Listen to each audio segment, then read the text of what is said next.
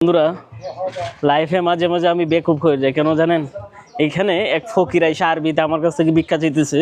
আমি মনে করছি সে আমার দোয়া করে দিবে মাথায় হাত দিয়ে। পরবর্তীতে সে মাথায় হাত পাততেছে আমার কাছে টাকা নেওয়ার জন্য।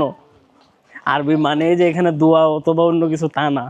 সিরিয়াসলি মনে মনে হাসতেছি, কিন্তু এটা কোনো কথা? আমি দাঁড়াই দিছি, মাথায় কুটু পিটু, আমি হুজুর আমার মনে দোয়া করতেছে ওমা এভাবে। আচ্ছা বাই দ্য ওয়ে, বর্তমানে আমি যেখানে আছি সেই জায়গার নাম হলো যে মরক্কোর ফেজ শহর, ফেজ ইন বালি।